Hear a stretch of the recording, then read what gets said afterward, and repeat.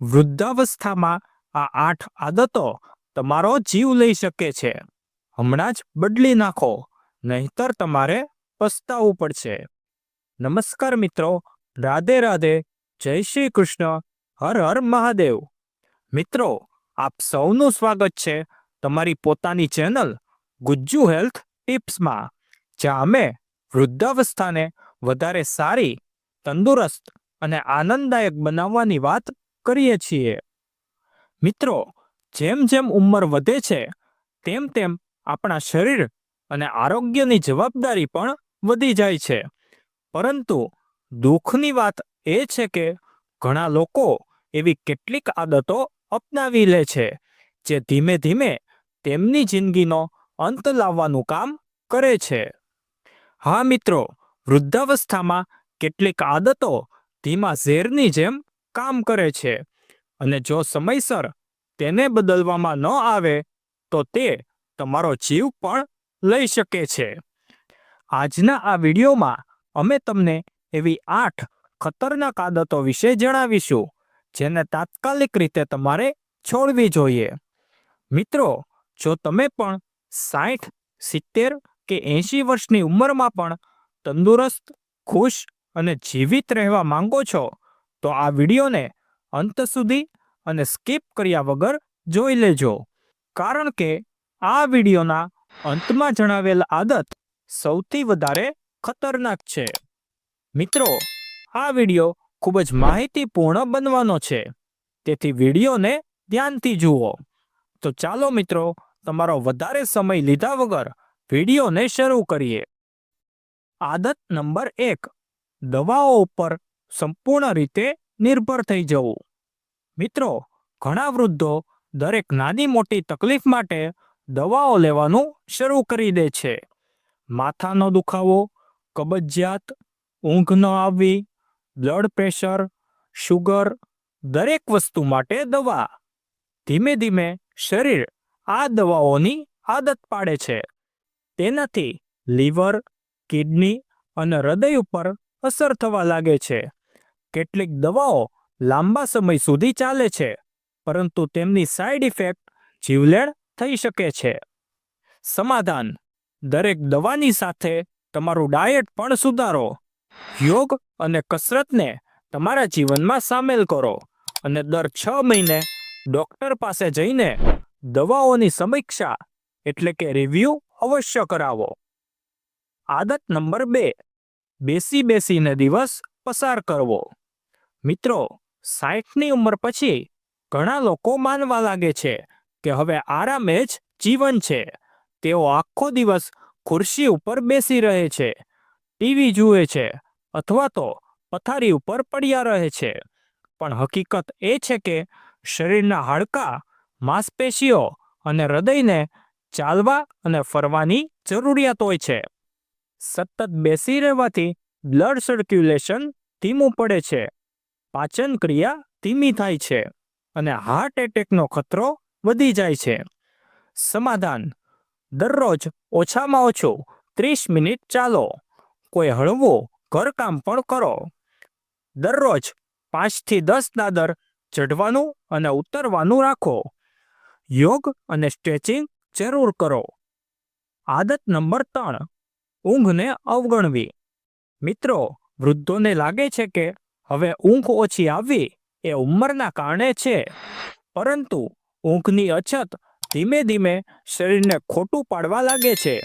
ઊંઘની અછતથી હૃદયરોગ, ડાયાબિટીસ, યાદશક્તિ જતી રહેવી એટલે કે ડિમેન્શિયા અને ઉદાસીનતા એટલે કે ડિપ્રેશન પણ થઈ શકે છે. સમાધાન: સારી ઊંઘ માટે દરરોજ નિશ્ચિત સમયે સૂવું જોઈએ. રાત્રે ભારે ભોજન ટાળવું જોઈએ. સૂતા પહેલા 1 કલાક પહેલા મોબાઈલ અને ટીવી ન જોવું જોઈએ. ગરમ દૂધ, ધ્યાન એટલે કે મેડિટેશન અને ભજન ઊંઘ માટે સહાયક છે. મિત્રો, જો તમે હજુ સુધી આ વિડીયોને લાઈક નથી કર્યો તો વિડીયોને લાઈક કરો, શેર કરો, અને જો તમે અમારી ચેનલ ઉપર નવા હો તો ચેનલને સબસ્ક્રાઇબ જરૂર કરો. આદત નંબર 4, ખાવા પીવાની ખોટી આદતો. મિત્રો, વૃદ્ધાવસ્થામાં પાચન પહેલાની જેમ મજબૂત નથી રહેતું. છતાં પણ ઘણા વૃદ્ધો આજે પણ તળેલું ખાવામાં વધારે મીઠું, ખાંડ, લાલ માંસ, ઠંડુ પાણી વગેરે લેતા રહે છે. આ વસ્તુઓથી ગેસ, એસિડિટી, વજન વધવું, બ્લડ પ્રેશર, ડાયાબિટીસ અને હાર્ટની તકલીફ થઈ શકે છે. સમાધાન: તાજા, હળવા અને ઘરના બનાવેલ ખોરાક ખાવો જોઈએ. ફળો, શાકભાજી, દલિયા, છાશ, દહીં અને સૂપને પ્રાથમિકતા આપો. ભોજન સમયસર અને ધીમે ધીમે ખાવું જોઈએ. મિત્રો, તમે આ વિડીયો ક્યાંથી જોઈ રહ્યા છો અને તમને આ વિડીયો કેવો લાગ્યો તે અમને કોમેન્ટ કરીને જરૂર જણાવજો. આદત નંબર 5: તણાવમાં અને એકલતામાં રહેવું. મિત્રો, વૃદ્ધાવસ્થામાં સૌથી વધુ ખતરનાક વસ્તુ હોય છે એકલતા અને ચિંતા. બાળકોથી અંતર, જૂની યાદો, નિવૃત્તિ, આ બધા જ તણાવને વધારતા હોય છે. માનસિક તણાવથી હૃદયરોગ, સ્ટ્રોક, ડિપ્રેશન અને આત્મહત્યાની સ્થિતિ પણ સર્જાઈ શકે છે. સમાધાન: દરરોજ કોઈ સાથે વાતચીત કરો, ધ્યાન અને સાધના કરો, પુસ્તકો વાંચો, ભજન કીર્તન કરો અને સામાજિક સમૂહ સાથે જોડાઓ. જો જરૂર હોય તો કાઉન્સેલિંગ પણ કરો. આદત નંબર 6: આરોગ્ય તપાસને ટાળવી. મિત્રો, ઘણા વૃદ્ધો વિચારે છે કે જ્યાં સુધી તકલીફ નથી ત્યાં સુધી ડોક્ટર પાસે જવાની શું જરૂર છે. પણ આવા જ વિચારો જોખમી સાબિત થાય છે. બ્લડ પ્રેશર, શુગર અને કેન્સર જેવી બીમારીઓ શરૂઆતમાં કોઈ લક્ષણ નથી બતાવતી અને જ્યારે ખબર પડે ત્યારે ખૂબ જ મોડું થઈ ગયું હોય છે. સમાધાન: દરેક 6 મહિનામાં બ્લડ ટેસ્ટ, બીપી અને શુગર અવશ્ય ચકાસો.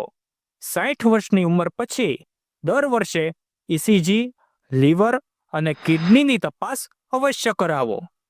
આદત નંબર 7: પોતાને વૃદ્ધ માનવા લાગવું.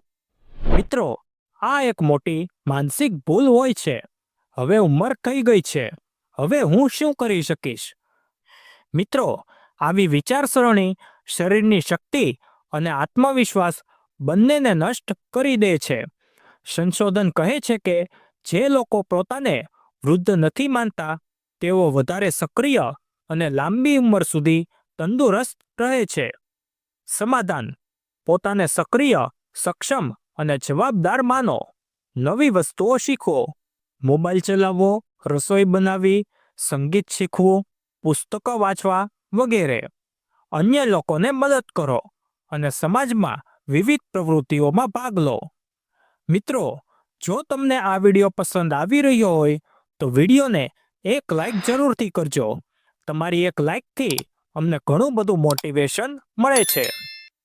આદત નંબર 8: ઓછું પાણી પીવું અને ડિહાઇડ્રેશન.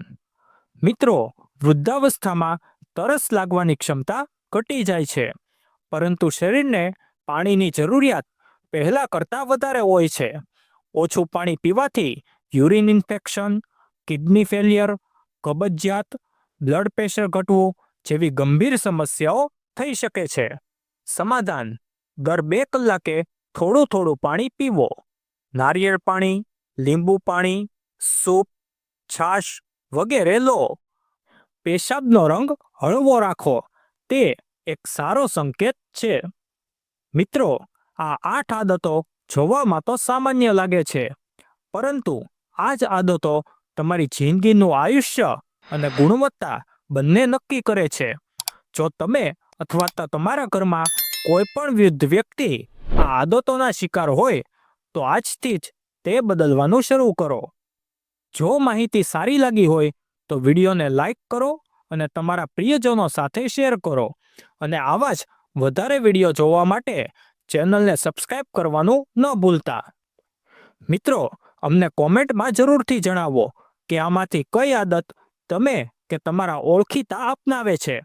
તો મિત્રો, આજના વિડીયોમાં આટલું જ. ફરીથી મળીશું એક નવા વિડીયો સાથે. ત્યાં સુધી તંદુરસ્ત રહો અને સુરક્ષિત રહો. વિડીયોને અંત સુધી જોવા બદલ ખૂબ ખૂબ આભાર.